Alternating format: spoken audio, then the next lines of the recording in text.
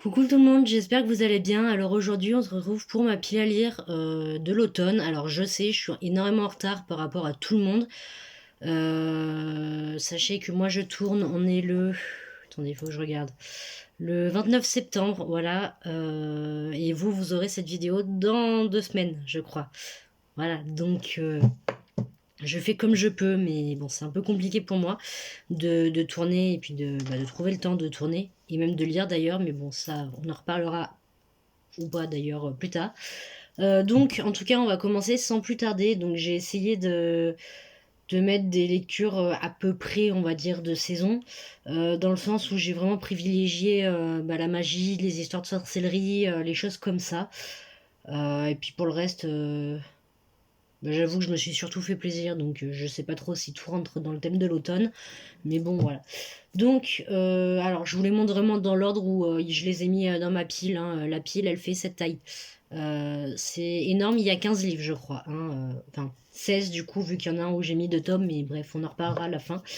Donc, j'ai choisi de lire La part des ténèbres de Stephen King, tout simplement parce que ça fait un moment que je le traîne dans ma bibliothèque, je ne l'ai jamais lu. Je crois pas avoir déjà lu de livres d'horreur, entre guillemets, si je peux dire ça comme ça. C'est-à-dire que La plume de Stephen King, je l'avais déjà lu il y a longtemps avec Mister Mercedes, je crois que c'était. Et il me semble qu'il y en avait un autre, mais je suis pas sûre. Je sais plus. Mais voilà. En tout cas, je pense que ça, c'est clairement de l'horreur. Je vais faire caca culotte, c'est sûr et certain. Flippette comme je suis. Je sais que ça fait un moment qu'il est sorti.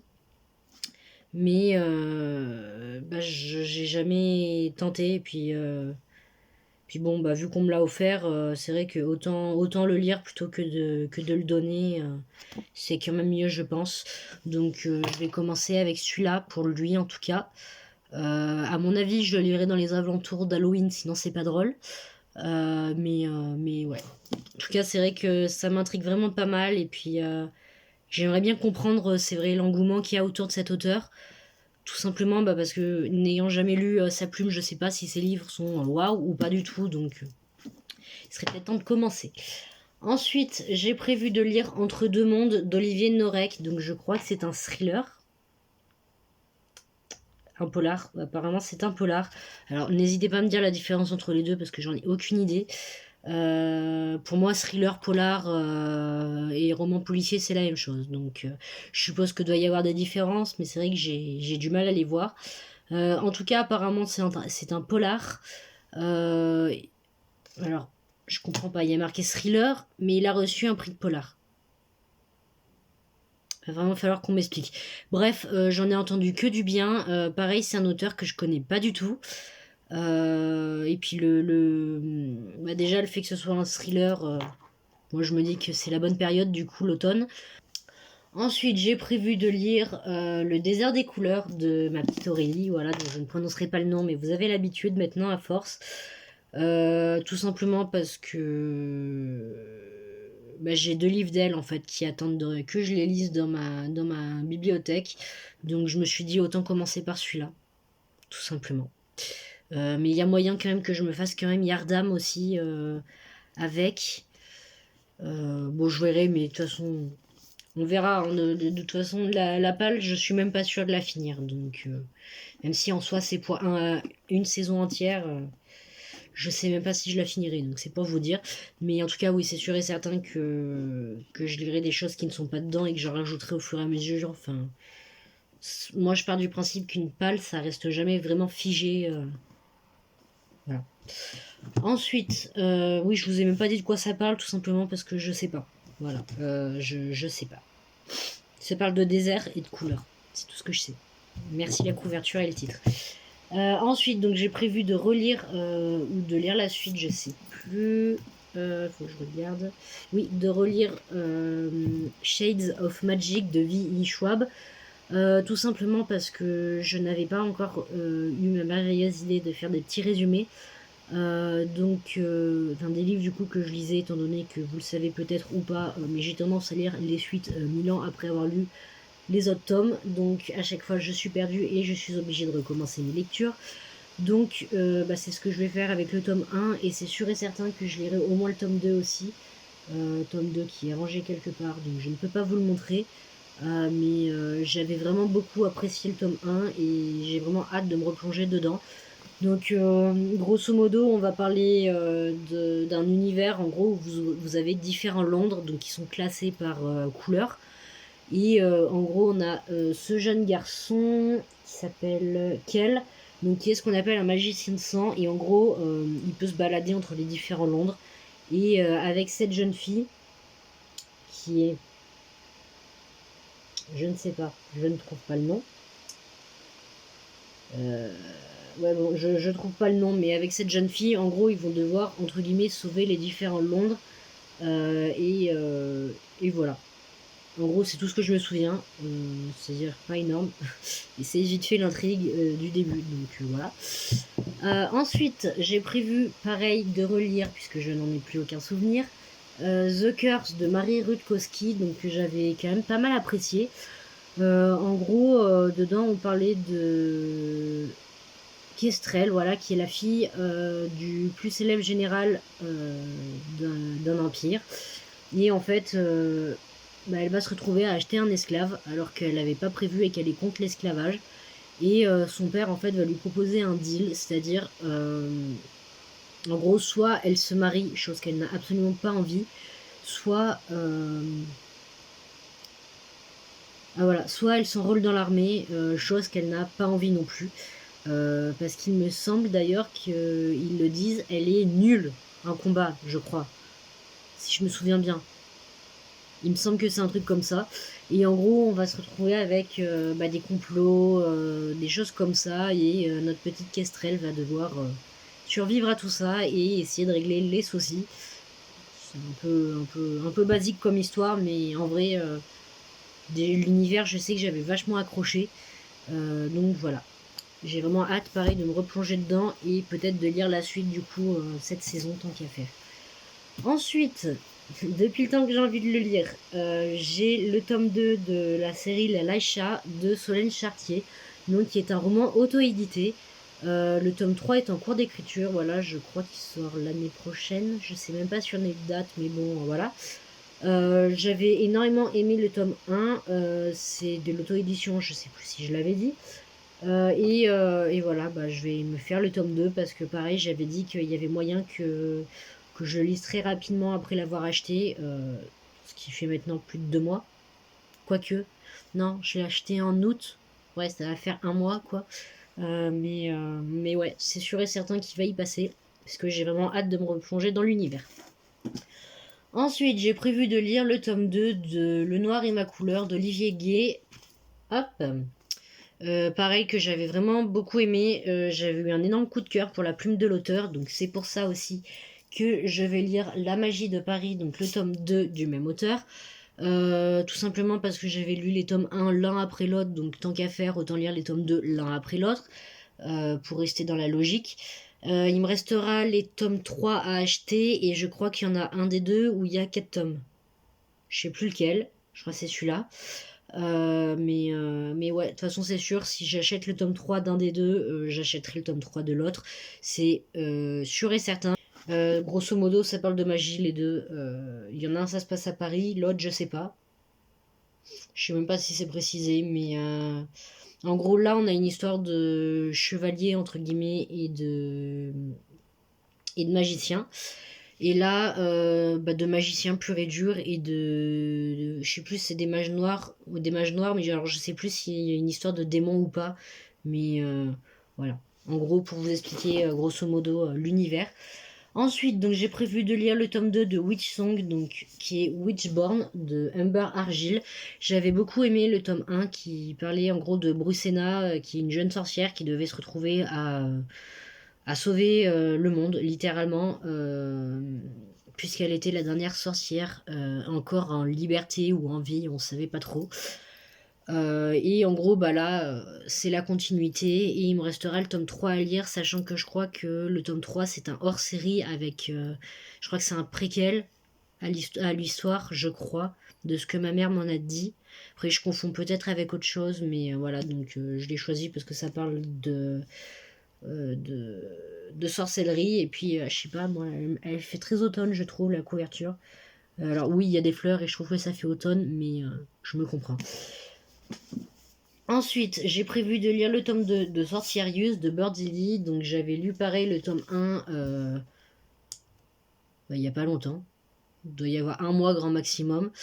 En gros, on va suivre Solea, voilà, qui en fait, elle découvre du jour au lendemain qu'elle est une sorcière. Et en fait, qu'avec sa grand-mère, elles doivent aider les autres créatures surnaturelles. Enfin, c'est tout un bazar pareil. Et je sais que j'avais beaucoup aimé. Il y a 4 ou 5 tomes, je sais plus. Moi, je les ai jusqu'au 3, donc il faudrait que j'achète la suite si je vais plus loin. Mais ouais, je les avais lus sur Wattpad à l'époque. Et puis l'autrice a fini par les éditer. Donc évidemment, j'ai suivi le mouvement.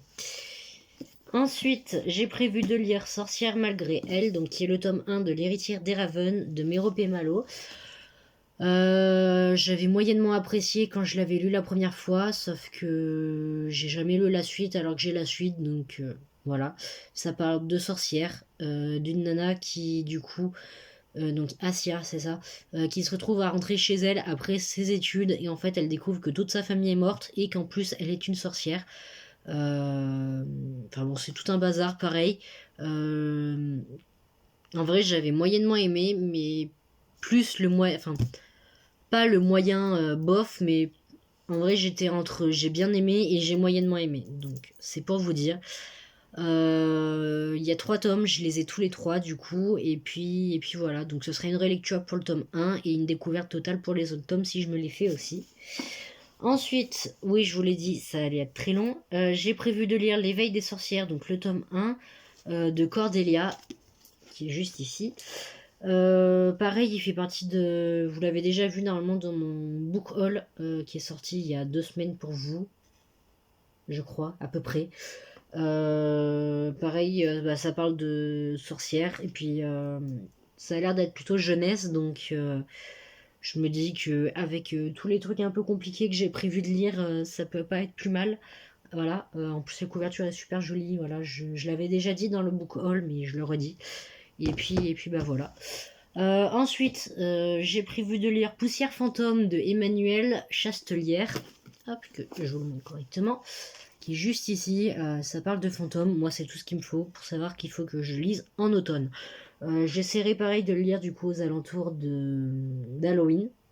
Ce sera pas plus mal.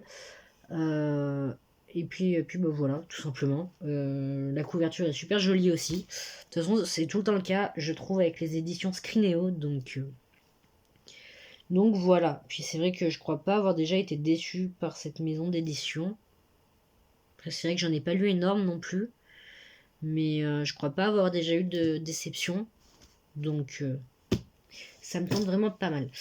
Ensuite, j'ai prévu de lire Mensonges fantastiques et vérités meurtrières de Calista Rose, qui est un livre auto-édité, donc c'est un recueil de nouvelles, sachant que c'est des nouvelles un peu psychologiques pour le coup, il me semble. Sachant que... attendez, faut que je vérifie un truc. Mais il me semble en gros que...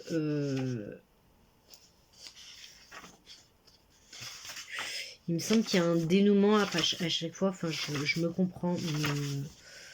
attendez, il faudrait que j'arrive à trouver...